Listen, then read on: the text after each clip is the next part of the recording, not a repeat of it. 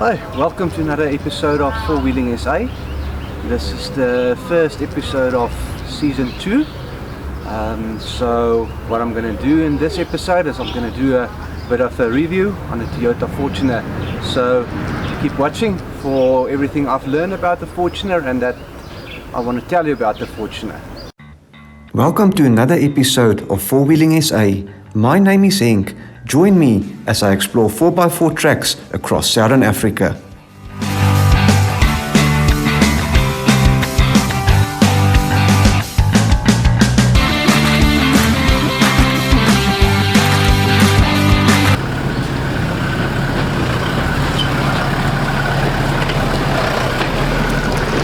Okay, so the model Fortuner I have is the 2.8 GD-6. It's manual transmission, obviously 4x4, and the model is a 2018 year model. Okay, so I think one of the big questions will be why a Fortuner? There's a large number of other types of vehicles as well. Well, firstly, I wanted the SUV. I wanted something that's got 7 seats for the people I want to carry around. And then also, why the Fortuner? There's it's like the Ford Everest. At that stage you still had the Chevrolet Trailblazer. Now you have the Pajero Sport. So I think one of the reasons why I went for it is I wanted something that's a manual transmission, and the other two in the top of the range version did not offer a manual transmission. So that's one of the main reasons I went for it. Why I went for a manual transmission? I needed something that was a bit lighter on fuel.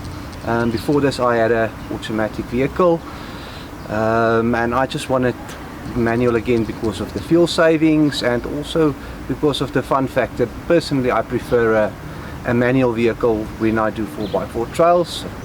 Very subjective that, but yeah, personally I prefer a manual vehicle.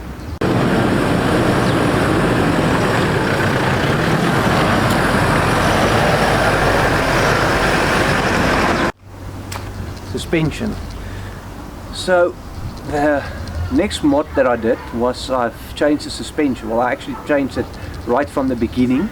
I changed the OEM suspension to old Man Emu. It was just at that stage convenient for me to have old Man Emu fitted by the dealer where I purchased the vehicle from.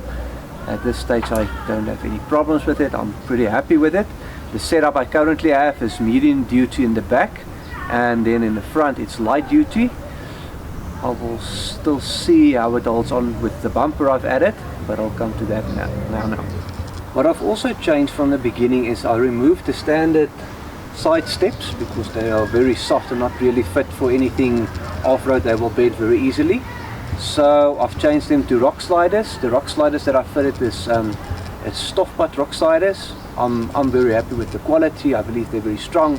They've taken quite a number of knocks, and you know, all that I basically do is I just touch up the paint.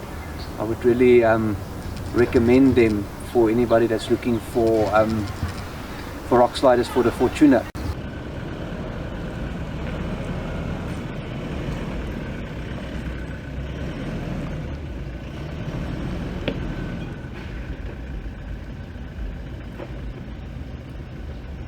Okay, so what does this vehicle come with in terms of 4x4 point of view? So it's coming with low range, then also have a rear diff lock, then it's got its traction control system. I believe it's called A-Track, and then it's coming with downhill assist control when you go down.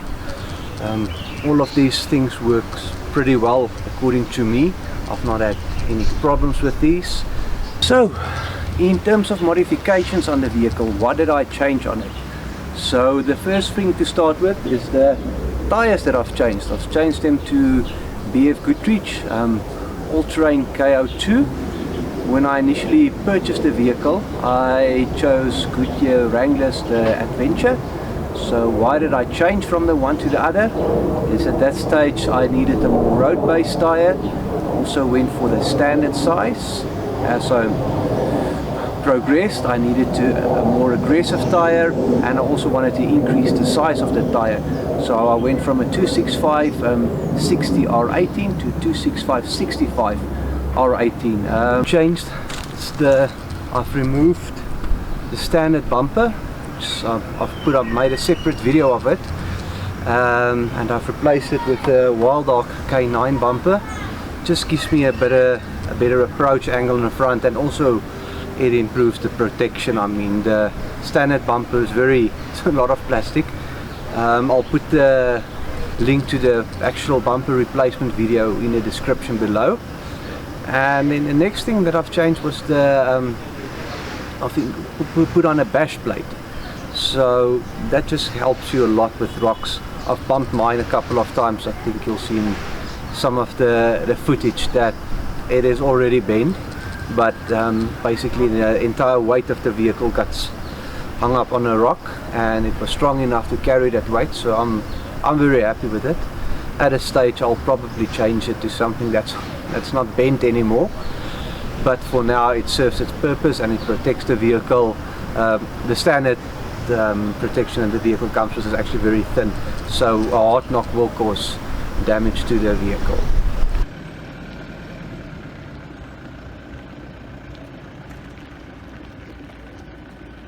One of concerns I do have about the vehicle, and it's the fact it's got 7 seats. So I know I listed it as a pro, but it's also a con, especially in the times when you're driving around only carrying 5 people, so you don't need those 7 seats. It's not very easy to take out, but so the day you take them out you need to sort of permanently remove them. Yes, you can put them back, but from what I've seen it's quite difficult. The other problem, it's not really a problem, what would have been nice is traction control is disabled when you engage the diff lock. Now in some vehicles you still keep traction control. That means the traction control and the front wheels will still work with diff lock on. So it's almost like a double diff lock in a way, which I believe in some instances it can be advantage and help you. In conclusion, how do I feel about the vehicle? I'm very satisfied with the vehicle. I'm happy with it as it is. I believe it offers a good package. Look, it's not for extreme 4x4ing, but for what I do, it can do everything.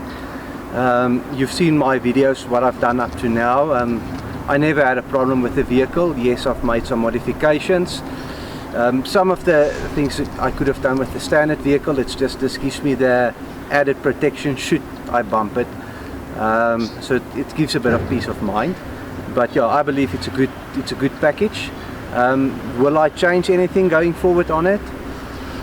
Well, I pay for everything, so it depends if there's budget for it. But the couple of mods that I would consider is putting a onboard compressor in it. I think it's just gonna save a lot of time instead of taking out everything, connecting the cables to the front, things like that, whereas you could just put in a hose and off you go.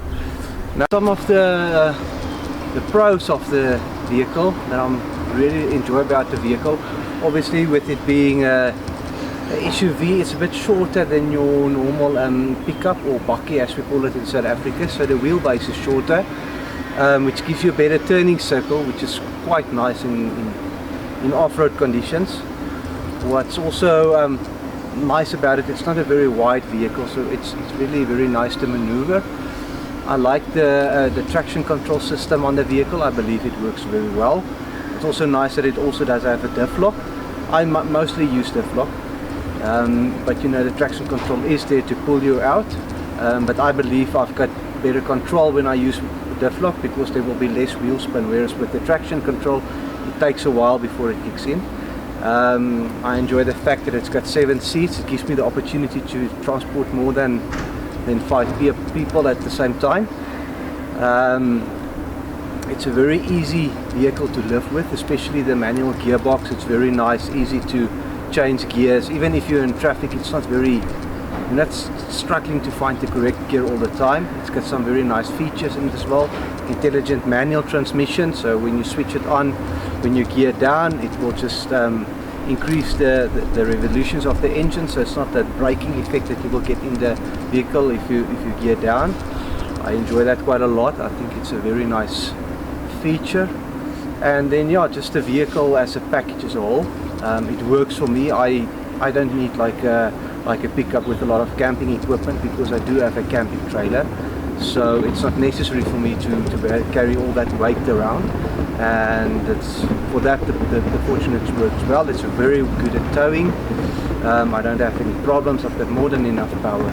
So yeah, really enjoyable vehicle for me. It's very nice. It's in 4 ways for people that's overseas. That's in Johannesburg. So it's in the middle of the city, but you're more than welcome to contact Ryan or Otto. I'll put the link to their website in the description below, and yeah, if you want to see what your vehicle is capable of, come and have a look and quickly drive through the track. I think it will take you 5 to 10 minutes, but at least you start to get an idea of some of the capabilities of your vehicles. Look, most of the vehicles won't even leave the cities, but it's good to know what your vehicle can do. And yeah, thanks for watching. Like I said, there's a couple of videos coming up. This weekend I will be going and doing a new 4x4 track that's close to Pretoria, so keep an eye out for that one. And yeah, please like and subscribe, and thanks for the support. See you at the next trail.